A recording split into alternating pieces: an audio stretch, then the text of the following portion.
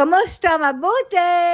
For today's video. Dumating ng araw na yan ang napakabait at kinabibili ba nating lahat na si Rappi at yung iba nga sa ating mga followers ay pinag-iinteresan pa.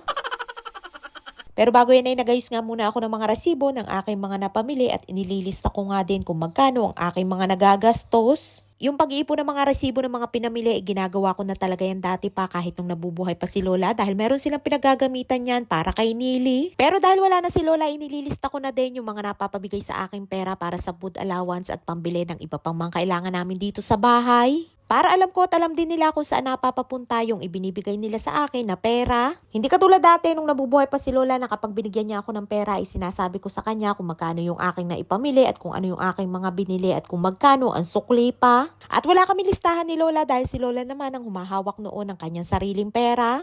At ipinapalista na nga din sa akin ni Rappi kung magkano yung kanyang mga napapamili katulad niyang mga gulay at prutas. Sabi ko nga sa kanya, wag na niya akong ibili ng pakwan dahil meron pa ako dito sa bahay pero hindi siya pumayag at itapon ko na daw yon dahil luma na at ibibili na lamang daw niya ako ng bago. At sa sobrang bait nga ni Rappi ay marami nga din tayo mga followers na nagkakagusto sa kanya. Biruan nga lamang po na ipararapol natin si Rappi sa mga nagkakagusto sa kanya dahil napaka-loyal niyan sa kanyang asawa na kahit matagal nang ang patay ay hindi na ulit nag-asawa. At ang nakakatuwa pa nga ay yung iba na nagko-comment ay sila na lamang daw ang kuhanin na caregiver ni Rappi. Ay kainama na kayo, ipinagdadasal ko pa nga na humaba ang buhay ni Rappi ay yung iba naman ay gusto na agad alagaan.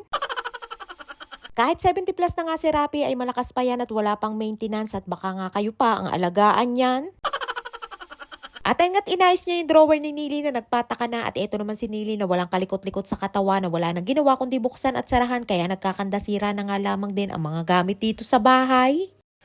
תודה רבה מאוד סרפי. ביי ביי סרפי, תודה. אבל תהיה שם. בסדר, תודה רבה מאוד סרפי, ביי ביי.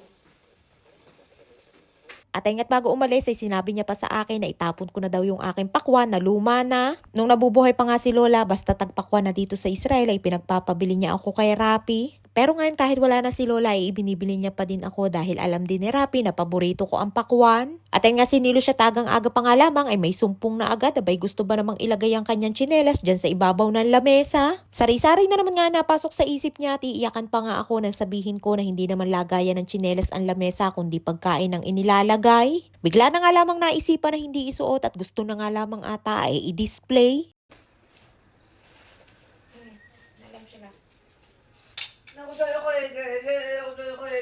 הנה, בבקשה siya.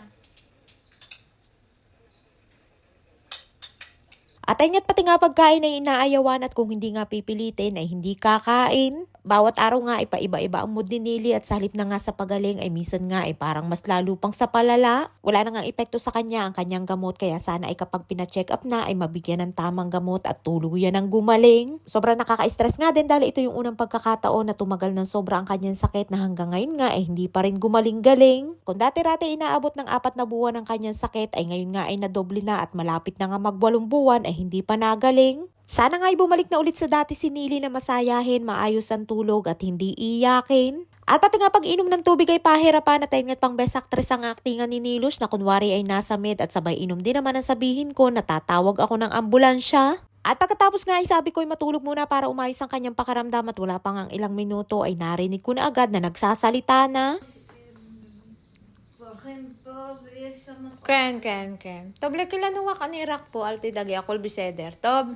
Natulog nga lamang saglit at pagkagising niya ay hiningi niya sa akin yung kanyang palapil na natira niya. Ayaw na naman nga humawak sa kutsara kaya kinakamay niya at pilit ko nga diyang ipinapahawak sa kanya ang kutsara at sabi ko ay bakit kahapon ay ayos na ayos siya at kumain siya na mag-isa at nakakutsara. Kung hindi nga pipilitan na tahayaan na lamang ay makakasanayan niya yan. Pero minsan kapag talagang ayaw niyang kumain ay doon ko pa lamang siya sinusubuan. Kung nasa maayos nga na kondisyon si Nili at malingat ka nga lamang saglit ay paniguradong ubus agad yan lalo na at paborito niya yung falafel.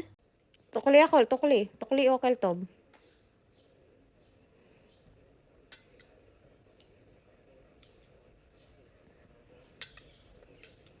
כל הכבוד. כל הכבוד לך נילוש, כל הכבוד. Mayroon pa nga natirang konti at hindi pa naubos at sa halip na nga na masayang ay isinubo ko na lamang sa kanya. Excited na nga akong gumaling si Nili dahil kapag gumaling siya ay tuluyan na ako mawawalan ng stress sa aking trabaho. At sa mahigit 9 years nga na sobrang hirap ng pag-aalaga ko sa kanila ni Lola na araw-araw ay stress at puyat ang kalaban, ay ngayon naman ay deserve ko na kahit paano ay paunti-unti na nagkakameron ako ng sapat na tulog sa araw-araw. Ay siya, hanggang dito lang ang ating kwento for today's video at maraming po salamat sa inyong support at laging panonood. Mag-ingat po tayong lahat palagi. And please follow and share Aqua Infinity Private Resort and Events Place and please subscribe to my YouTube channel.